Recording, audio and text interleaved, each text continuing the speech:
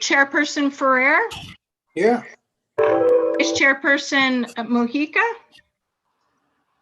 I think he's called in on hold. We'll come back to that. Trustee Sunshine, Here. Trustee Berger, Present. Trustee Cortez Vasquez, Trustee Thompson, Present. Professor Verzani, Present. Professor Benton, Present. Alexis Fisher, the student rep. Hi, how are you? Nicole Agu, your student alternate, she's absent and excused today. Trustee Picant, I think I saw you. She might be joining. And Trustee Burke. Present. Great. You have a quorum. Thank you. Any members of the Chancellery wish to indicate their presence? Senior Vice Okay. Chancellor Sapienza is here. Well, no, All right. we have it, Freddie, it's on the script. We'll do that after you read the, Okay. I got the whole list. Well, in as much as we have a quorum, I'll call the Committee on Fiscal Affairs to order, and we'll take the following item up for approval. Item 1A is the minutes of the November 23rd, 2020 meeting. I'll move approval. Do I have a second? Berger, Is there a second. second? Thank you. Trustee Berger seconds. Are there any changes or comments on it? Hearing none. all in favor? Freddie, I'm sorry, but we skipped over the whole section. I don't know which script you're using. It's the one that we sent from our office. We need to announce the rules of the game. Sorry, we sent you a different script. That's why I was wondering why you skipped. Then Want I me to got the just, wrong I'll read one. it. I'll read it to you. I think Matt's office sent you one, but we sent you the updated one. I'll just read it, okay? On March Thank you. 7th, 2020, Governor Cuomo issued Executive Order 202 declaring a state of emergency in response to the COVID-19 outbreak. On March 13th, 2020, Governor Cuomo issued Executive Order 202.1, which included a suspension of law allowing the attendance of meetings telephonically or other similar service. Article 7 of the Public Officers Law, to the extent necessary to permit any public body to meet and take such actions authorized by the law without permitting in-person access to meetings and authorizing such meetings to be held remotely by conference call or similar service, provided that the public has the ability to view or listen to such proceeding and that such meetings are recorded and later transcribed. In accordance with the executive order, this board meeting is being held via video conference with a live stream found at the CUNY Board of Trustees website. We are also testing out a new closed captioning feature today, which you can see on the bottom of your screen. So, and I just want to be sure that CUNY TV is live now so that they know that we're live. A copy of the calendar is also available online at the CUNY Board of Trustees website. Additional items may be added during the meeting. As a reminder, please mute your audio so we can ensure that everyone can hear. And so now I will take the roll call attendance for members of the Chancellery and all of the invited guests today. So members of the Chancellery and other invited guests, please respond present when you hear your name. Chancellor Matos Rodriguez is absent and excused today. As well as Derek Davis is absent and excused. He's in the Student Affairs meeting. Executive Vice Chancellor, University Provost Jose Luis Cruz. I don't know if you were joining us today. Executive Vice Chancellor and Chief Operating Officer Hector Batista. Present. Vice Chancellor Matt Sapienza. Present. Vice Chancellor and Chief Information Officer Brian Cohen. Present. Vice Chancellor, Risk, Audit, and Compliance, Richard White. Present. Associate Vice Chancellor and University Vice Provost for Research, Tamara Schneider. Present. President Carol Mason. Present. Christina Chiappa, Deputy Chief Financial Officer. Present. Catherine Abata, University Executive Budget Director. Present. Martin Sterla, Chief Procurement Officer. Present. The Deputy General Counsel, Jane Davis. Present. Great. Erica Friedman, the Interim Dean at the CUNY School of Medicine. Present. And Felix Lamb, Vice President, Finance at City College. Hey, Gail, we also have Glenda joining us too. Okay, great. So let's be sure to mark her down. Thanks, Hector. Present. Thank you. Thank you, Gail. Sorry Now about that, let's- Freddie. Not a problem. I'm on track. Now let's turn to the items that require a vote today. Given that all the board members are participating remotely via Zoom and we're unable to see everyone at once, I'll announce the resolutions and ask for members to respond only if you'd like to abstain or oppose an item. Otherwise, your vote will be recorded as a yes vote. If you're voting no or abstaining, please state your name and vote. Additionally, if you wish to second an item or have any questions, please state your name first for the record, and let's try to avoid speaking over one another. Now we'll take up the first item for approval, action item 1A, approval of the minutes of the November 23rd, 2020 meeting. I'll move approval. Do I have a second? Berger, second. Thank you, Trustee Berger. Is there any discussion, any changes? Hearing none, we'll now vote. Please only respond if you'd like to abstain or oppose. The minutes are approved.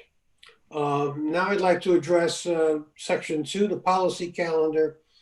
Policy item 2A is a resolution requesting the authorization of a contract with NicerNet.org Incorporated to maintain membership and provide access to the NicerNet research and education network and services. CUNY seeks to support the collaboration needs of its faculty and students by providing access to high-speed networks for research and the highly used collaboration resources such as Internet 2. NicerNet has built a network for education and research purposes, providing affordable connections across New York to over 50 colleges and universities, hospitals, museums, libraries, and elementary and secondary schools. NicerNet's fiber optic network provides redundant connections to Internet 2 and peering with national and international research and education networks. NicerNet also only offers access to its research and education network and related services to its member institutions. The university is seeking approval to extend its membership with NicerNet, which began in 1985, for an additional 5 years for a total cost not to exceed $1,288,800. I'll now call on Executive Vice Chancellor and Chief Operating Officer Hector Batista to provide some further information on this. COO Batista? Thank you, Chairman Ferrer. I'm here today with University CIO Brian Cohen, Associate Vice Chancellor, University Vice Provost for Research Tamara Schneider. My two colleagues are prepared to offer additional information on this resolution and to answer any of your questions. As you stated, Chairman, the contract is for 5 years at a value of $257,760 per year, for a total cost of $2,888,800 for the next 5 years. NicerNet is a not-for-profit organization that was established in 1985. NicerNet has built a network of strictly used to support education and research purpose. NicerNet only offers these services to its members, which includes not-for-profit institutions that have research, educational, healthcare, and cultural mission. They work in New York with the New York hospitals, museums, and library, as well for 50 colleges and universities, including SUNY, Columbia, Cornell, and NYU. CUNY has been a member of NICENET since it's founded in 1995, as you mentioned, Chairman. Now, unless you have initial questions, I would now like to turn over to my colleagues for additional information on this resolution. Good afternoon. Thank you, Hector, and good afternoon, Chairperson Ferrer, members of the committee. My comments today will be on the technical value to CUNY of using the NICENET network. And my colleague, Associate Vice Chancellor Tamara Schneider, will be addressing the academic and research value that the NICENET Education and Research Network has to the CUNY's research community. As Hector said, no other organization in New York or in our region has built or offers to the higher education community a research education network that is designed and dedicated to supporting this region with high-speed, resilient, and redundant research network capacity.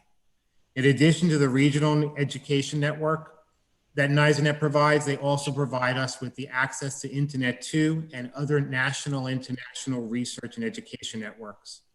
With the NICENET Research and Education Network in place, CUNY is able to quickly establish access for researchers and scientists, and we do not have to order circuits or architect complex network paths to enable collaboration between our scientists and other non-CUNY institutions.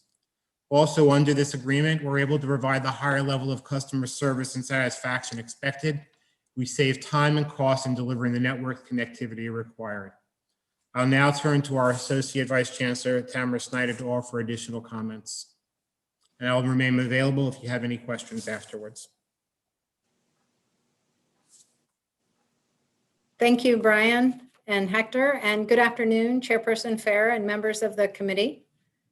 I'm pleased to share with you some comments on the academic and research value of the NICENET Education Research Network for CUNY student and faculty research collaborations. The robust NICENET platform is used by CUNY research institutions, including the ASRC. Currently, the ASRC is the lead institution on 12 grants and a partner on 11 grants that span across academic institutions. Their research partners include SUNY Buffalo and Cornell, among others. These cross-university collaborations bring CUNY approximately $25 million in external funding.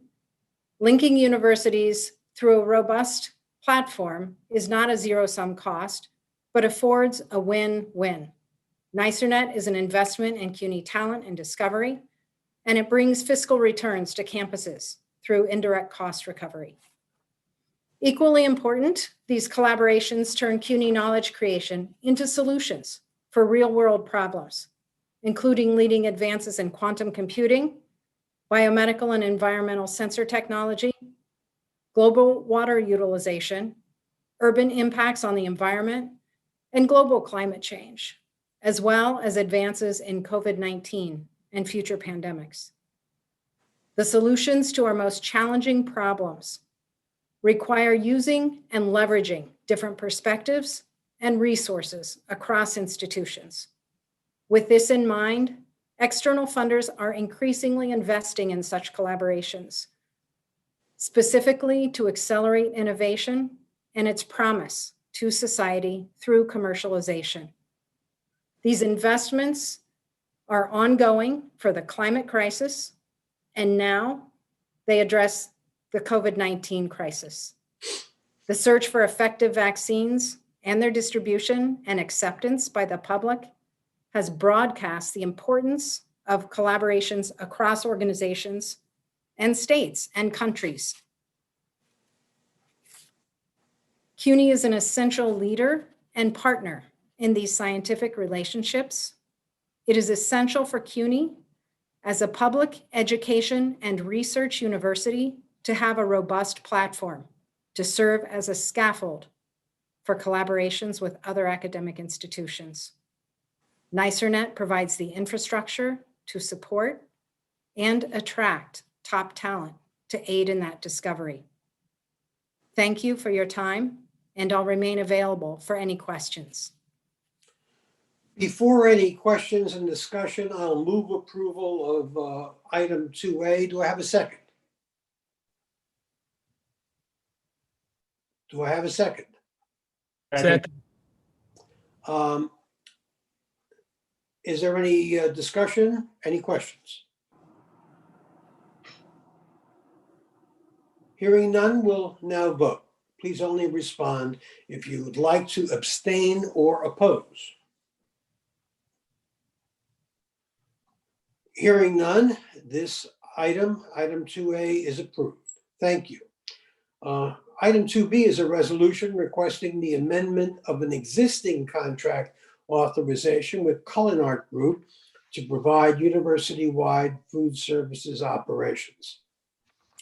The board approved the resolution at its June 29th, 2020 meeting that authorized the university to enter an agreement with Culinart to provide food service operations to its colleges. With the authorization, the university entered into final contract negotiations with Culinart. The subsequent decision by the university to conduct the fall 2020 and spring 2021 semesters through a distance learning modality as a result of the COVID-19 pandemic made it apparent to both the university and the vendor that the proposed financing assumptions needed to be reworked. In order to recognize the lower revenue base for the first 2 years of the agreement and to ensure that the university students have as many affordable and healthy food service options when they return to a more traditional learning environment, the university is committing to spend up to $1.3 million for the first 2 years of the agreement with Culinart. Any additional expenses above the $1.3 million in the first 2 years of the agreement will be borne by Culinart and may be amortized over the life of the contract, with the university having the option to add an extra year to the agreement if needed. No other changes to what was approved by the board in June had been made in vendor negotiations. Now I'll call on Senior Vice Chancellor and CFO Matt Sapienza, who provide further background. Matt? Thanks, Chair Ferrer, and hello, everyone. Good to see all of you. As the chairman said, once this original agreement was approved by this committee and by the full board in June, we are very pleased to have that authorization because we think this agreement is really going to improve the food service options and facilities that our students utilize in the campus cafeterias, but also provide a much better work experience for the cafeteria workers. But once we had that approval back in June, we very quickly began negotiations with the vendor, Culinart. We're very fortunate that our Associate General Counsel, Jane Davis, is on this call, was our lead negotiator with Culinart. But as the chairman said, very soon thereafter, the university announced that it was going to a distance learning modality for the fall semester as a result of the pandemic. And obviously, we all know that now for the spring 21 semester that we're in a distance learning modality. So this made us all realize that the financing arrangements for this contract were going to have to change. And as you know from the original resolution that we brought in June, that this was always planned as a revenue sharing model, that this was going to be a no-cost contract to CUNY, that revenues would be shared between the vendor and CUNY, that the first 3% of revenues would go to the vendor. Anything above 3%, 80% would come to CUNY and 20% to the vendor. However, because we are in a distance learning modality, obviously the revenues that were anticipated just are not there. And we began talking to the vendor about reworking the financing of the agreement. And we know that for obviously the initial year of this agreement, if the board does approve this and we are able to sign a contract with Culinart immediately, basically there will be very little in terms of revenues because there's so few students on our campuses. The second year, which we hope will begin in fall, and we're all, I know we're all very encouraged collectively about the chancellor's announcement last week that we're all planning for in-person instruction for fall. We hope that the revenues, there will be obviously revenues there, but it may not be to the same level as was anticipated based on historical revenue patterns that were generated by our campus cafeterias. And so We discussed it internally, and we thought that a good investment that the university can make would be 1.3 million for the first 2 years of the contract, and it's up to 1.3 million. If costs exceed revenues for the first 2 years, that the university would be willing to invest 1.3 million. Anything above the 1.3 would be borne by the vendor. And we feel while we want to be careful about any expenditure at this point, given the fiscal challenges that we're all facing, we feel we are going to get a good return on this investment because all of the other components of the deal will be in place. The $16 million that the vendor will invest in upgrading our cafeterias, the $2 million that they're willing to invest in food insecurity, and the upgrades that they're going to make, not only to our physical cafeterias, but also in terms of food service options for our students and the work environment for our cafeteria workers. And so that's what we're asking the committee to consider today, to authorize up to 1.3 million over the first 2 years of the contract, and also to add the option of adding an extra year to the contract so that anything above the 1.3 that is borne by the vendor could be amortized over the life of the contract. So happy to take any questions from the Well, committee. before questions or discussions, I'll move approval of item Thank you. 2B. Do I have a second? Berger, second. Okay, is there any questions or discussion on this? Mr. Chairman, Trustee Berger? is Culinart currently providing any food services at our campuses? No, we have not signed a contract with them yet. When the resolution was authorized by the board in June, we entered into negotiations, hoping to finalize a contract and sign it. But once we realized the pandemic was going to have a significant impact on the number of students on our campuses for this academic year, we all thought that we should take a step back and think about the financing arrangements. So Culinart has, even though we don't have a signed contract, they have been visiting our campuses. They have been looking at cafeterias and thinking about the capital improvements and the operational improvements. But we don't have a signed contract yet. And we're hoping that this amended resolution will be approved by the committee and the full board, and then hope to enter into final negotiations with Culinart and have a contract signed as soon as possible. What will we be spending the $1.3 million on? It'll be mostly for operational expenses because the anticipation is that the revenues, especially for the remainder of this academic year, are going to be fairly small. I think we have less than 2% of our classes are in person. Obviously, we have some staff that are on the campus too, but the revenues are going to be small, and so any of the operational expenses that the revenues don't cover, and again, we expect the revenues to be pretty minimal. So for staffing, purchasing of supplies and of the food, the operational expenses would be what would be covered with the 1.3 million. And let me add one other thing, Trustee Berger. I think one of the things that we have seen is that a lot of some of the food vendor contracts that are providing support to some of our campuses have closed down. And so we're really left with a real challenge once we, as a university, once we're back to 100% being on campus. So that's why we entertain this proposal, because it's extremely important for the university and our students, as the chair stated, that to have these services. Are there food services on the campuses now? It depends campus by campus, and in a couple of cases, we have had some of our campuses that have those vendors who are providing those services are no longer, because of the economy, are no longer in business. So we are having some tremendous challenge, but it's by campus, depends. Thank you, Mr. Chair. Is there anything else? Any other question or comment? I have one. Is any part of our expenditure to essentially keep this deal in place so that we preserve it and that we keep pretty much everybody we deal with whole.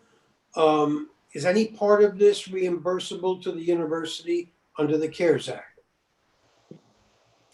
No, we don't think any of this will be reimbursable under CARES. So I think as Matt was alluding, under this CARES Act, you can't use this CARES Act, but we think that the next one will have a lot more flexibility, and hopefully we might be able to do something there. Okay, and there's no opportunity for accruals that may have accrued under past CARES allocations? Not that I'm aware of, no. Matt's Okay. back. Yeah, sorry about that. So Chair Fair, to your question, we don't think any of this will be eligible for CARES funding. However, we are optimistic that once the U.S. Department of Ed codifies the uses of the new federal stimulus money that was recently agreed to, that some of the costs may be eligible for reimbursement from the federal stimulus. Okay. Are we ready for a vote? Please only respond. I think you had a couple of questions, Chairman. Oh, I did. I asked them. Fiscal. Anybody else? There are a couple of other people who are raising their hands. Raising I their beg your hands. pardon. Alexis had her hand up, and then I had a quick question. I did not see. I'm sorry.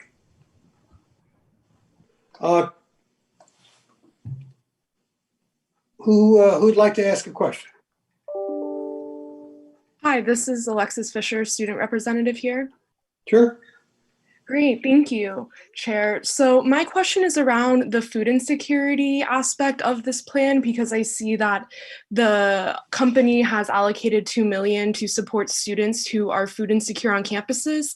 And it looks like an ambitious rollout plan in terms of campuses identifying students who are food insecure. And we know that during the pandemic, CUNY students are facing food insecurity at a higher rate than before. So my question is, how beyond this is CUNY partnering with Culinart further to make sure that CUNY is also investing in students and making sure that we are lowering the rate of food insecurity alongside this plan, and what that implementation looks like in detail? Thank you.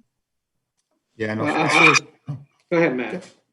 No, sorry, Hector. Thanks for your question, Ms. Fisher. Yeah, this was one of the things that I think we were most pleased about, something that I know Chancellor and our Chief Operating Officer really pushed for, is to have this food insecurity component in the contract, because we know it is such a need for our students, and even prior to the pandemic, it was a need, and it's become just more acute as a result of the pandemic. And so how this is going to roll out, for the most part, is that what we will have cards that that will be preloaded with funds using this $2 million on student accounts, and students can use those cards in the campus cafeterias to purchase food. And so again, we're really excited that that's something that not all of our campuses have had.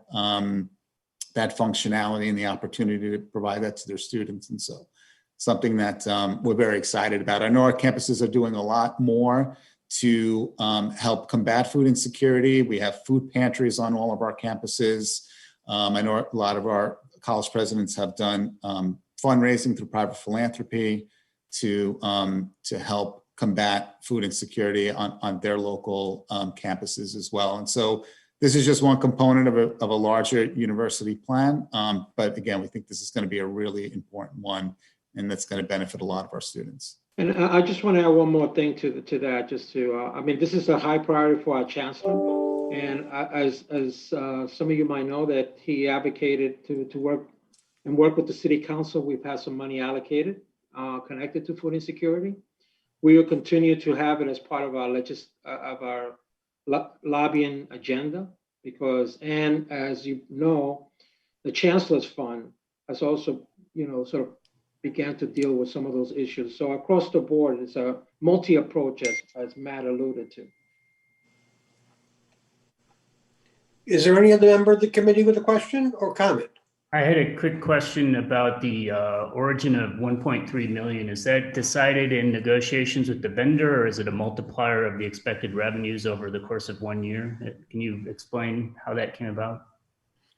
Yeah, Professor Rosani, it was came through negotiations with the vendor, looking at the projected costs and looking at the revenues. So it was part of the negotiations. Is there anyone else? Anyone? Okay, then we're, I think, ready for a vote. Again, please only respond if you'd like to abstain or oppose. Hearing none, item 2B is approved.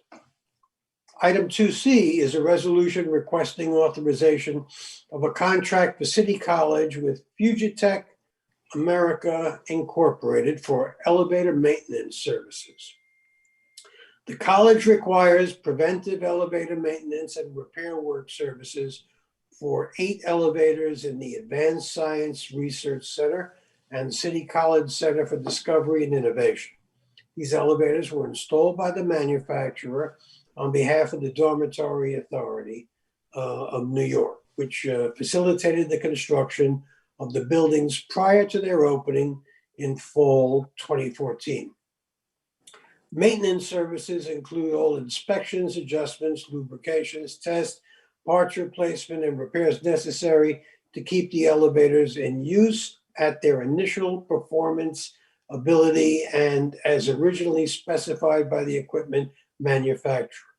These services are vital to the operation of the buildings as well as to the health and safety of the college's students, faculty, and staff.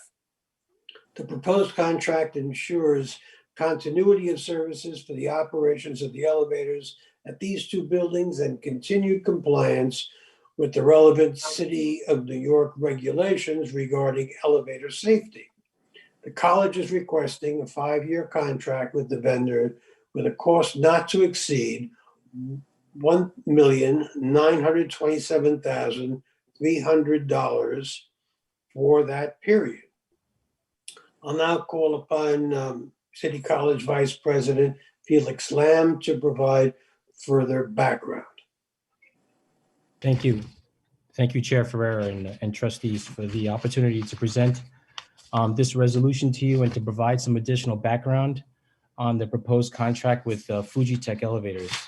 The proposed contract with Fujitec, as you mentioned, Chair Ferrer, will allow City College to have a contractor to provide maintenance services and ongoing repair work for the elevators located on the college's South Campus, which consists of the 2 buildings, the Advanced Science Research Center and the City College Center for Discovery and Innovation. These elevators were installed by the New York State Dormitory Authority, who also selected the elevator manufacturer Fujitec. The college is required by New York City Department of Buildings to perform preventative maintenance as recommended by the manufacturer as well as local law. By some additional background, the college has recently been maintaining these elevators through the issuance of individual purchase orders as a result of not having a long-term contract in place. And the college has been doing that with the advice and consent of the New York State Controller. However, the Controller had put in place a couple of conditions for the college to continue to issue these purchase orders until we can get a long-term contract in place, which is what this resolution seeks to do today. The State Controller recognized that the elevators were proprietary.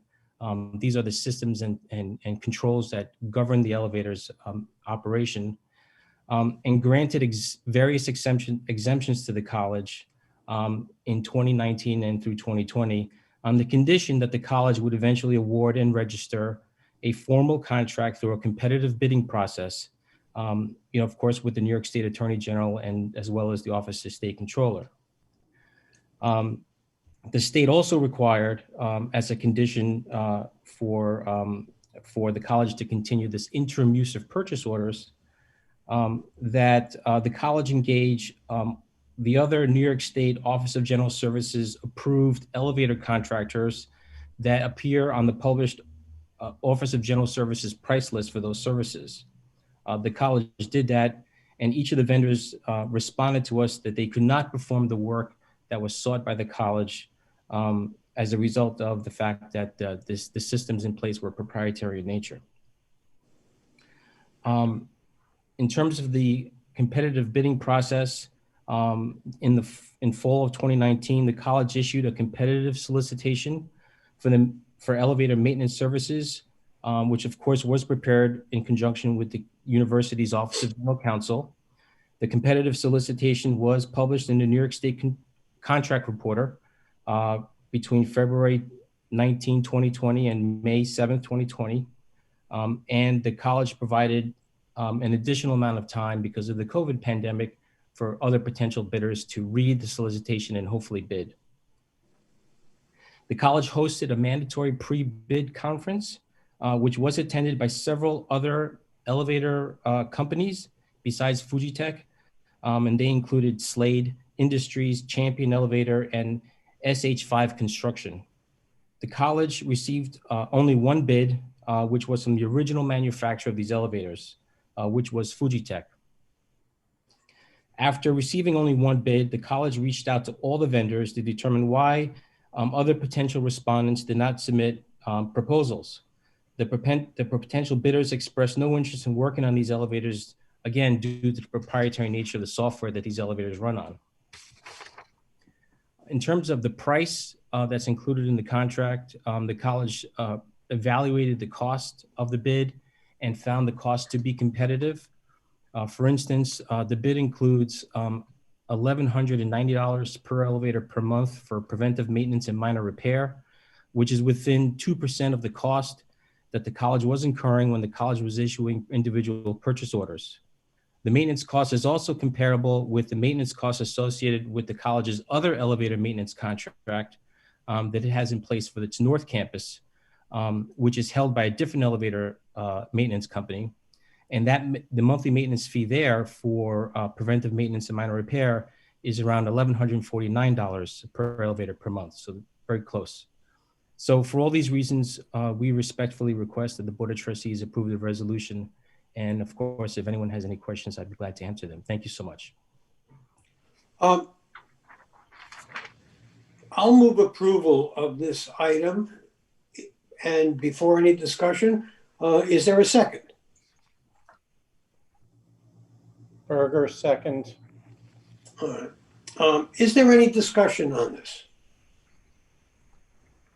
Mr. Chair, I'm not sure there's a solution, but we keep finding ourselves in a position where we're dealing with sole source contractors because the initial purchase is set up in such a way that there are no other available people to service what we've purchased. Is there any solution to that issue?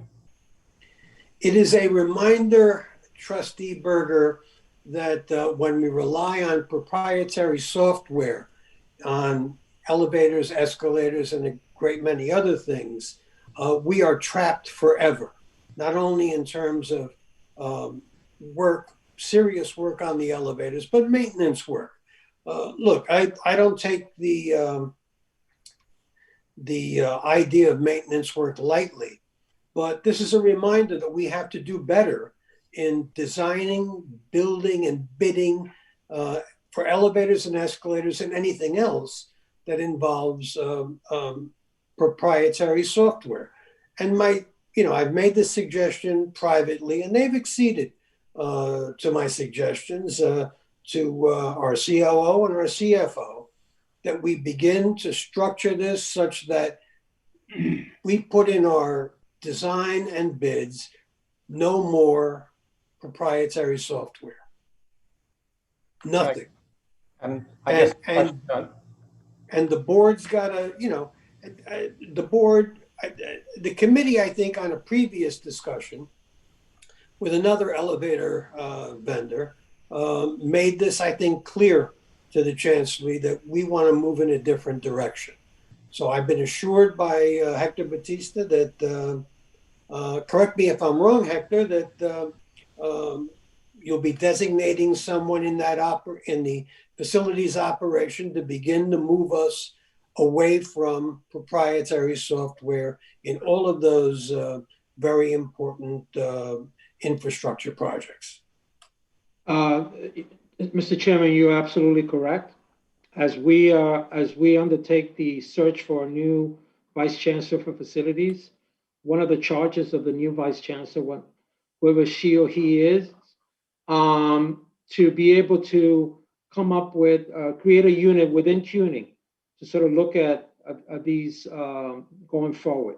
I mean, I think the chairman has done a lot of work to guide us in some direction. We've had conversations with the NTA and some other colleagues, some other agencies, sister agencies, to see how they do this work. And based on those discussions and other information that we've done, we believe that we'll be able to put together something that will allow you as board members that opportunity. Now, going forward, as we look to do constructions connected to elevators and this kind of work, we will make sure that we don't get ourselves in that situation. So as to allow, to your very important question, to be able to address this sort of going forward.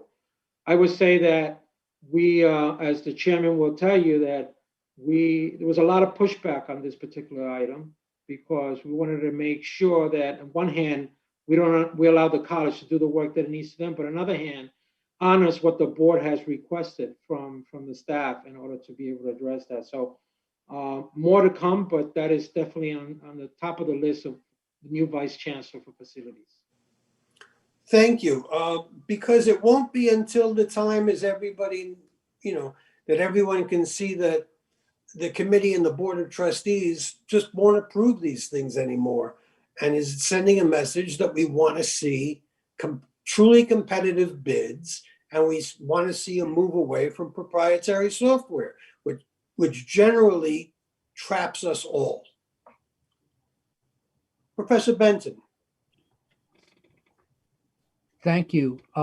I agree with the concern. I think that the pathway to an eventual remedy to this would have two dimensions. One is that we won't solve this by solving it for each building and each elevator and each contract. We're going to have to look out over a 5 or 10 year period and identify a strategy that deals with a lot of elevators and a lot of contracts. But I think a second dimension I began to hear a little bit about is that we need to ally our search for a solution with some other similar organizations that either have the same problem or have figured something out. I mean, for example, the federal general services, for example, some large commercial real estate development and management organizations. There's presumably a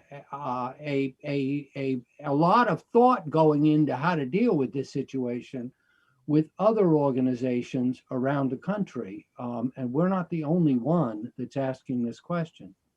Professor Benton, trust me, there's been research into not only public but private organizations that face this exact problem. And it isn't until we ask the question and require an answer that moves us away from proprietary software and being trapped by that, because these aren't technological innovations, as you are well aware. These are marketing strategies. I get that. We've got to move ourselves away from that. Are we ready for a vote? Please only respond if you'd like to abstain or oppose. This item is approved. Thank you. Item 2D is a resolution requesting authorizing a per credit tuition rate for the Doctor of Medicine program at the CUNY School of Medicine at City College.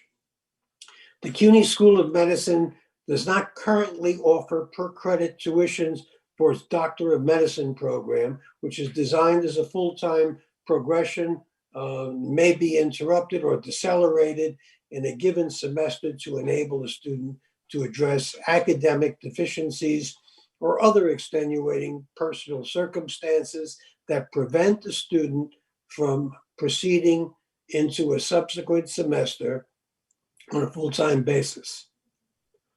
In that regard, excuse me, the School of Medicine desires to facilitate an affected student's ability to undertake part-time study for a prescribed period of time as determined by the Student Academic Progress Committee without incurring the financial burden of the MD program's current full-time tuition. The proposed per credit tuition rate for the Doctor of Medicine program, effective for the fall 2021 semester, is proposed for $985 per credit for in-state students and $1,640 per credit for out-of-state students. These rates are equal to the current total full-time medical school tuition divided by the total number of required program credits. I'll now call on the school's interim dean, Erica Friedman, to provide further background on this item. Dean Friedman? Thank you, and thank you all for considering this resolution. I want to provide a little bit of context and background information. All medical schools expect students to enroll full-time. Many medical schools, including the entire CUNY system, offer per credit tuition for students who must take a leave after beginning a semester. The reason for these leaves could be academic or personal. A few medical schools, like Albert Einstein, actually allow students to repeat an entire year for free. We are not changing our expectations that our students enroll full-time. We are simply asking that if a student is required to repeat a course, that they don't have to again pay an entire semester of tuition, which is $20,800 to repeat a course. Our first year in medical school carries 26 credits per semester. Our courses don't run in parallel. Our courses run for 4 to 6 weeks at a time. The student takes a course, passes it, and then begins the next course. So over a semester, students could have 4 or 5 individual courses for which they pay $20,800. Students can be doing okay, and then all of a sudden, 2/3 the way through a semester, hit a roadblock and fail the last semester of the course. This would require they repeat the semester and currently would pay another $20,800 to repeat one course, which might be 6 credits. Our students are a unique group of students who we bring in, but they have, as are true of many CUNY students, unique family situations, which certainly in the last year have become even more evident. Many of our students end up living at home during medical school, usually to save the cost of room and board.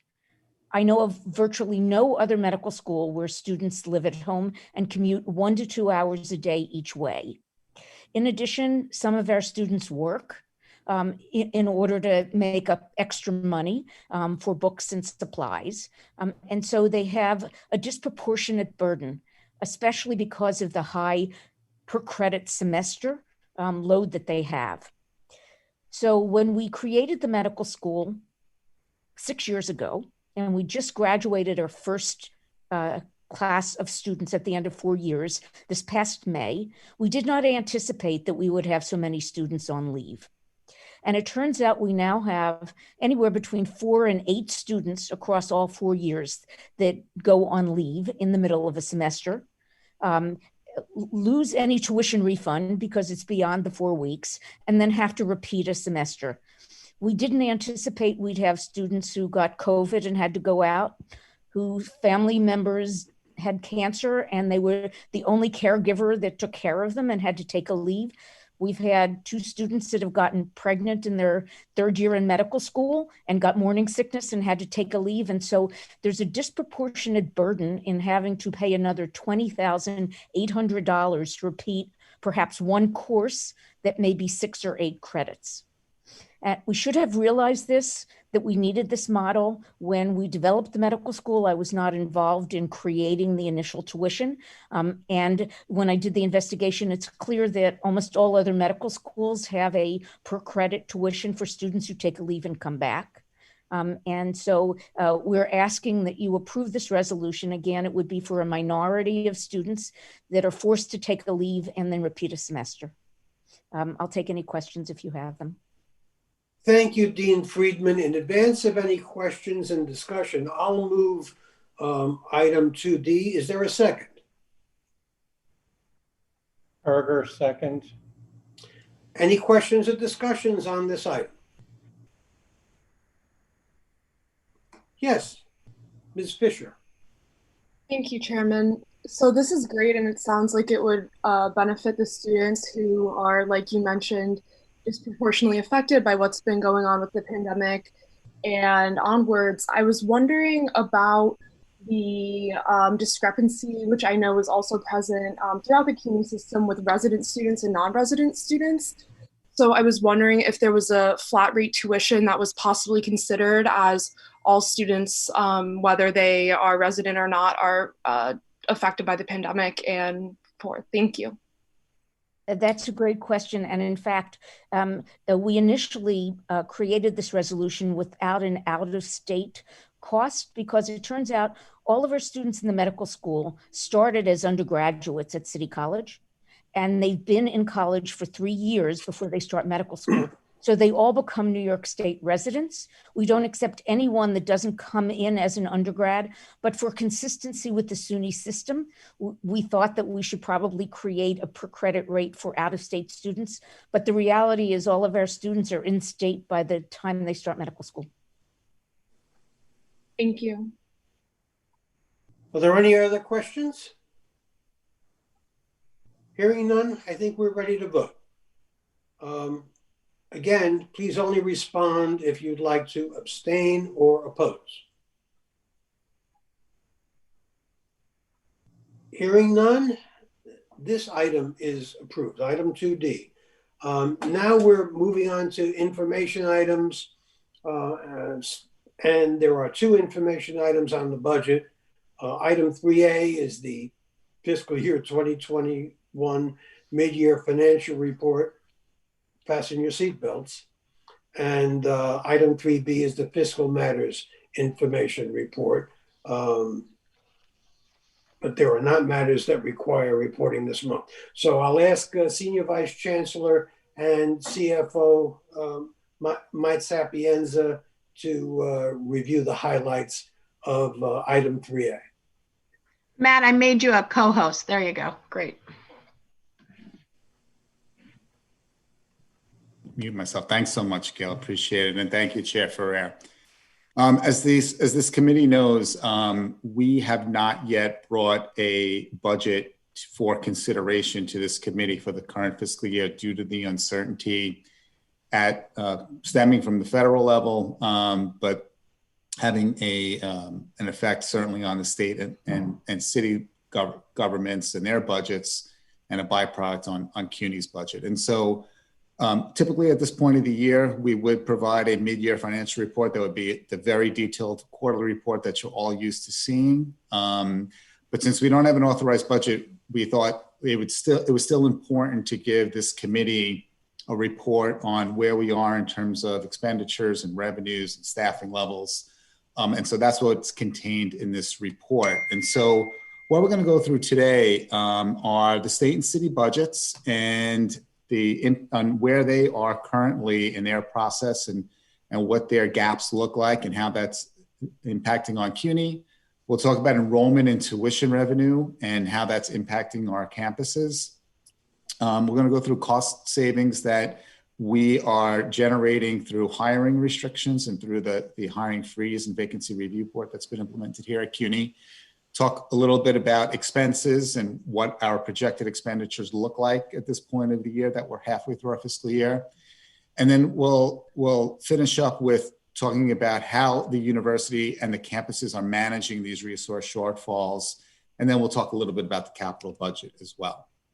So we'll start with the state budget, and the fiscal 21 state enacted budget back in April for the senior colleges and system administration was about $2.7 billion, which was in line with what we received in fiscal 20. As a matter of fact, it was a $50 million increase, and that $50 million increase was to fund fringe benefit cost increases for health insurance, pension liability, Social Security, which we were very grateful to receive. For the community colleges, the funding was $243 million, which again was about in line with the previous year. And I think, as most of you know, community colleges in New York State are funded on a per student full-time equivalent basis. And the base rate for fiscal 21 was the same as fiscal 20, $2,947 per student. However, because our community college enrollment is coming down, even the base rate was the same, we were projecting to lose $5.4 million due to those enrollment losses. So that's where we were to start the fiscal year. But of course, the pandemic has had a major impact on the state's budget. And the state, since the beginning of the fiscal year, has been temporarily withholding 20% of agencies' funding, including for CUNY as well. The state's mid-year financial plan, state fiscal year starts on April 1st. And so they're more than midway through at this point. But when they issued the mid-year plan, they were projecting that their shortfall, their revenue shortfall was about $15 billion, and that they were going to require about $8 billion of reductions to get into balance for their current fiscal year. And for next year, that deficit was $8.7 billion, but that $8.7 billion, keep in mind that assumes the $8 billion of savings this year carry into next year. So the state's shortfall for next year is actually closer to $16 billion. And again, I think we're all hopeful and all advocate for additional federal support directly to state and local governments to help them through this public health crisis. And one last thing on the state budget, the governor is planning to issue the state's executive budget proposal on January 19th, next Tuesday. On the city budget was adopted in late June, and city funding for the community colleges is about $465 million. And this included a $46.3 million operating reduction. In fiscal 20, in the last quarter of last fiscal year, the city imposed a $20 million reduction on CUNY in response to the pandemic.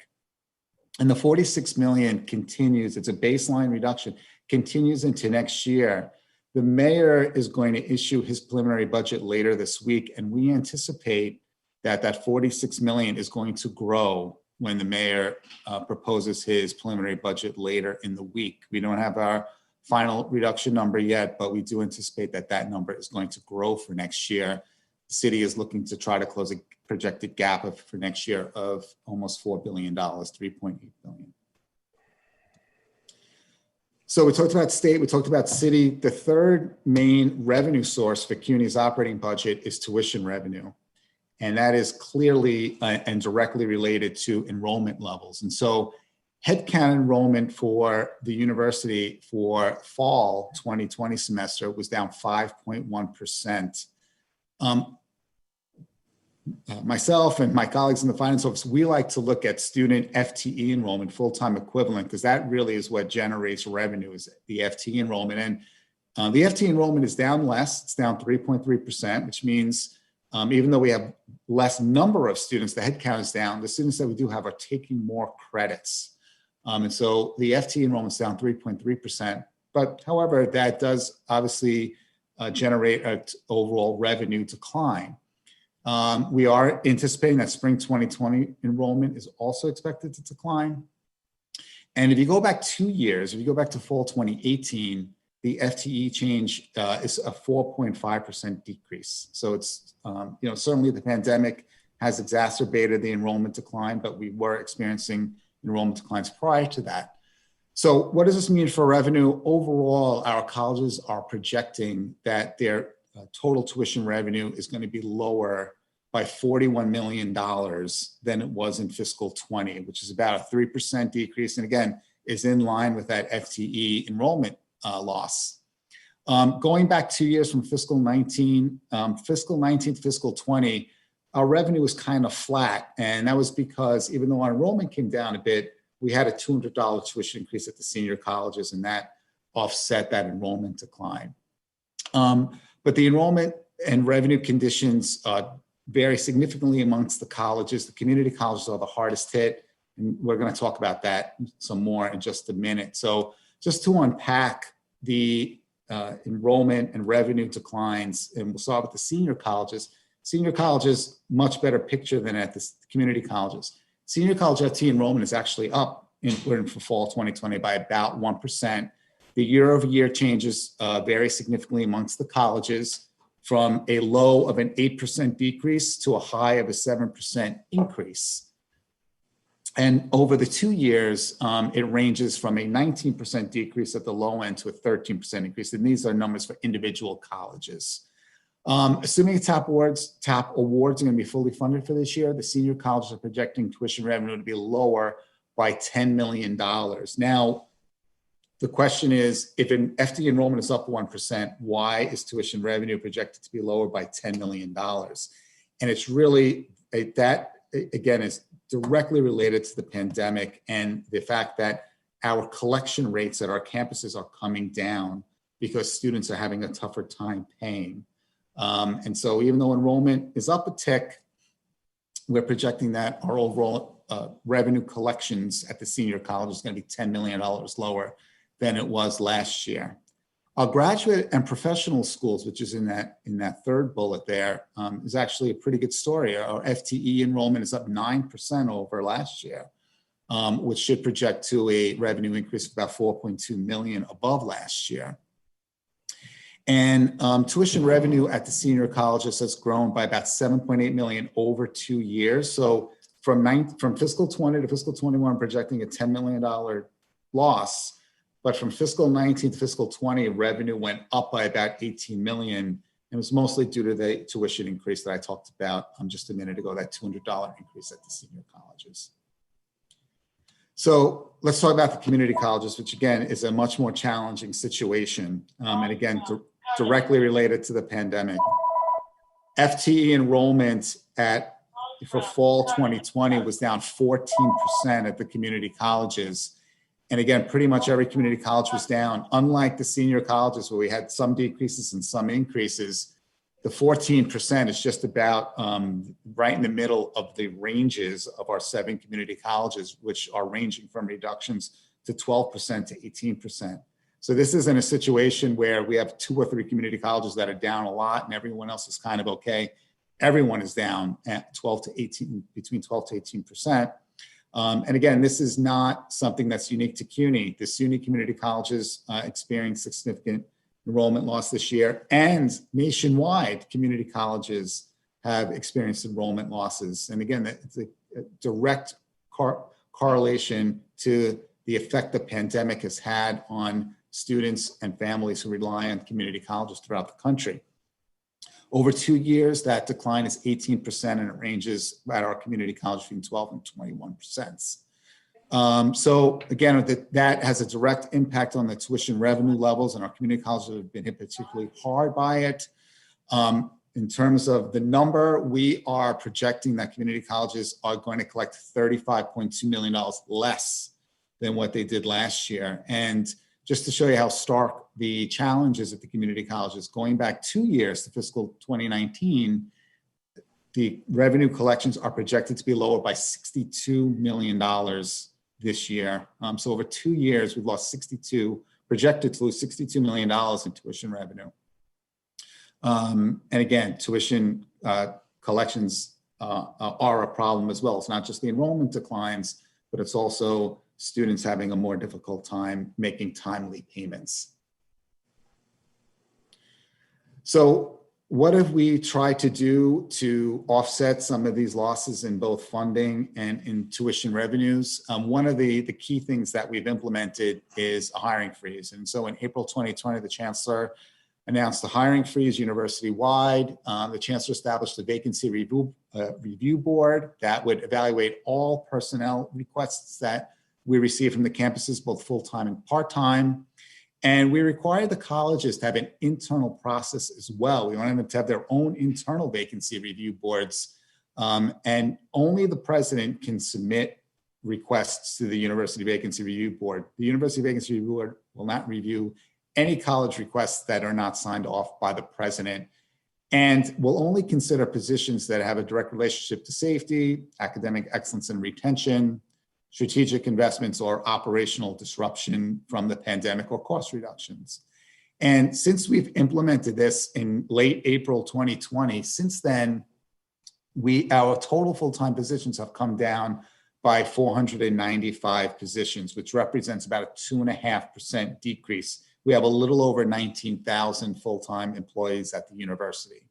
And what that equates to in terms of dollars, if you take those personnel savings from those 495 people and include the fringe benefits, and also include the savings that we've had from a reduction in part-time spending from our part-time employees, we've saved almost $77 million. And so that's going to be, that's obviously a really important tool for the colleges and for the university as a whole to try to manage through this challenging time.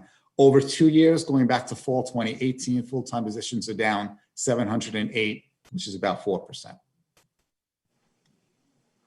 So let's talk a little bit about what our expenditures look like. We talked about state, city funding, we talked about revenues, but let's talk about expenses. Overall, expenses are projected to be down 3% from fiscal 20 levels, which is a little over $67 million. Over 2 years, the trend is flat, and that's essentially because collective bargaining increases kicked in last year, which had cost increases, which are offsetting some of the decreases that we've had as well. The colleges and system offices, PS expenses are personal service, which are payroll expenses, and those expect to be lower by 2% year over year, which is in line with the headcount reduction that we've had in terms of staffing. From going back 2 years, PS expenses are up overall, and again, it's due to those collective bargaining increases, even though we've had an overall decline of full and part-time positions. OTPS, our purchasing and contracting budgets, is down much more. We're projecting that it's going to be down 7% this year, which will generate about $18 million university-wide. And over 2 years, we're projecting that decrease is 19%, almost $32 million. So our colleges have been really scaling back in terms of purchasing and contracting. So again, just to give you some more details on expenditures on the senior colleges, the expenses are projected to decrease about 2%, which is about $24 million. Graduate and professional schools, even though their enrollment is up, they're also scaling back, and their projected expenses are expected to be lower by also 2%. Community colleges a little bit more, since their enrollment is down so much more than the senior colleges and the graduate professional schools. Community colleges are projecting to spend 4% less than last year, $29 million. Year-to-year changes vary significantly by colleges. There are some that are up. Of our colleges that are expecting expenditure increase, the highest is 2%, the lowest is a 7% decrease. And at the central office, the two categories that you see on the bottom of the chart in the center and on the right-hand side, shared services, which are expenses that central office spends on behalf of the colleges, is expected to be down by 6%, and system administration is expected to be down by 9%. So how are we managing overall in terms of these resource shortfalls from public funding and from tuition revenue? Obviously, state operating and city operating budgets and financial aid payments remain uncertain at this point. Again, I think we're all optimistic that there's going to be additional federal support that's going to be provided. That's something that we'll all, continue to advocate for, that will provide some relief to the state and city. The colleges and the system office will continue to work together and work collaboratively to reduce expense levels. We will continue our hiring restrictions indefinitely, and that'll generate additional savings above the 495 that we've saved since April. Between now and June 30th, because of the hiring freeze, we're going to generate more savings there. And one thing I want to point out about that third bullet, we have centrally managed academic programs. We have programs that are allocated through our Office of Academic Affairs. And I want to give credit to our provost, Jose Luis Cruz, and his team. They've been really great partners, and we've identified $35 million in savings from those programs as well, in addition to the savings that we've had from our purchasing budget and from our hiring freeze. OTPS levels, our purchasing and contracted budget, will going to be kept at a bare minimum level to only fund legal and contractually mandated services and health and safety items. All travel is prohibited.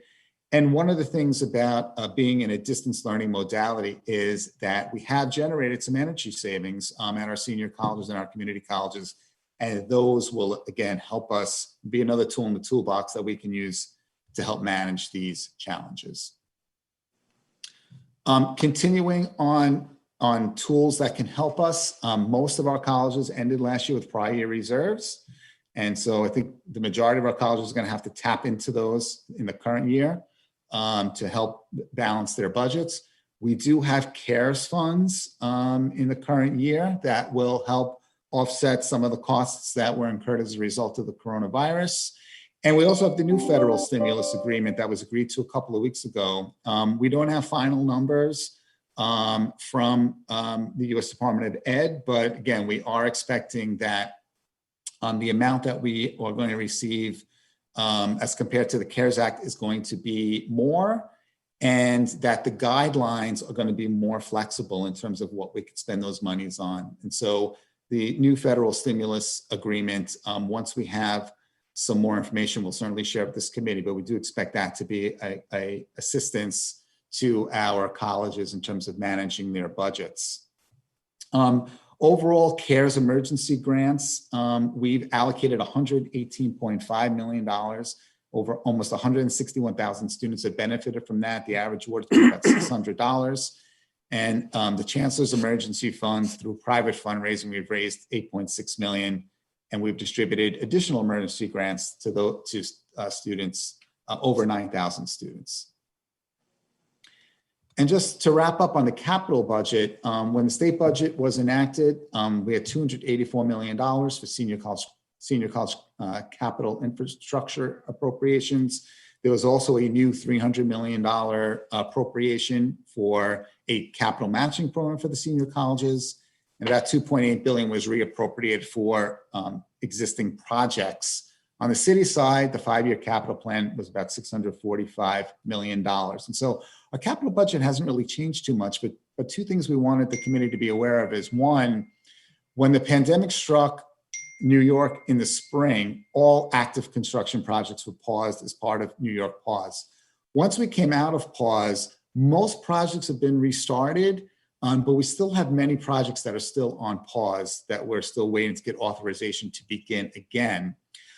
In terms of funding, state funding has been the same. City funding has also been the same over the 5-year plan, but one of the things that the city has required CUNY and all city agencies to do is to align projects with expected expenditure activity throughout the 5-year plan due to the pause on construction projects. So there has been funding that we've pushed out from the current year and from fiscal 22 into the outer years. When it's anticipated they'll be spending, but other than that, the funding has pretty much remained the same. So that's the presentation, and again, happy to take any questions or concerns that the committee may have. Thank you, Matt. Are there any questions or comments? Professor Verzani. Yeah, I have a few. Thank you, Matt.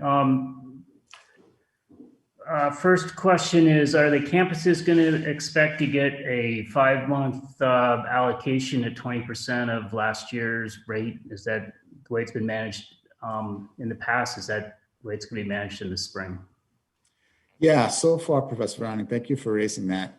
So far, we have only allocated budgets to the colleges through January to take them through the fall semester and through the winter session. And so colleges have received 7/12 of what their projected budget would be, and we've held back 20% of the temporary withholding, similar to what the state's been doing. And so we're hoping that over the next couple of weeks, we're going to get clarity on a few things that will help us make a determination about what we will ask this committee and the board to consider in terms of a budget for the remainder of the fiscal year. One is the city preliminary budget's going to be coming out later this week. Two is the governor's executive budget is going to be proposed next week, and we're hoping that will provide some additional clarity on the temporary withholding for the rest of the year. And third is we hope over the next several weeks, as the US DOE leadership, comes into power after the inauguration, that we'll have further clarity on the amount and the use of the federal stimulus funds that we'll receive. And of course, we're, again, as I mentioned earlier, we're all hopeful that there'll be another round of stimulus that's going to be a direct benefit to the state and city as well, which provide even further clarity. So we're hoping that over the next several weeks, as we get more information from the federal, state, and city levels, that we'll be able to make a determination as to what the remainder of the fiscal year looks like, and bring a proposal to this committee for approval. Any further questions? Can I ask a couple more? Sorry. Professor Bozzani. Quickly. There was no budget request this year that I heard of, and I know that's a statement of values coming from CUNY. I'm curious if the Chancellery undertook such a assessment of what its values are given the current time and position. It does seem to give money to pet projects that otherwise might not be funded by the state. Well, we are considering bringing a budget request to the board for fiscal 22. Certainly, we want to be good partners to the state and city. We know these are unprecedented times. And we know that the budget request that we've historically done, if we're going to bring a budget request to the board for next year, has to reflect those realities at the state and city, that they are facing these very large budget gaps. And so we are considering doing that, and certainly we'll make sure that the folks on this committee have that information as we continue to work on the budget request. All right, one last thing. Do the numbers reflect the withholding of the contractual increase to the full-time faculty, the 2% withholding? And what proportion of that is reflected in the numbers? Because that's, my understanding is that's a pause on the payment, not a reduction in the payment. Yeah, the numbers that are in the presentation, and again, I want to recognize our budget director, Kathy Abad, and her team for the good work they did with all of our campuses on these projections, but they are net of those payments. So that does not include the expense of that 2% increase that is on pause right now, that was due to be paid in November. Thank you. Is there anyone else? With no more items on the agenda and nothing further on this particular item, I'll move to adjourn the meeting. Is there a second? I'm sorry, Chairman, can I ask one question?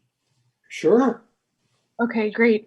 Thank you for the comprehensive overview. My question was just around CUNY's plan to make sure that students don't bear the brunt of this fiscal crisis, because as we know, we're facing housing insecurity, food insecurity, and job loss at unprecedented levels because of the pandemic. So I just wanted further clarification on that to make sure that CUNY students aren't paying the brunt of this. Thank you.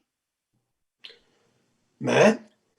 Yeah, I think we've tried to be incredibly mindful of that in every decision we've made. As I mentioned earlier, we've given out over $118 million in CARES emergency grants that went to over 160,000 students. Through private fundraising, we've given out Chancellor's emergency grants.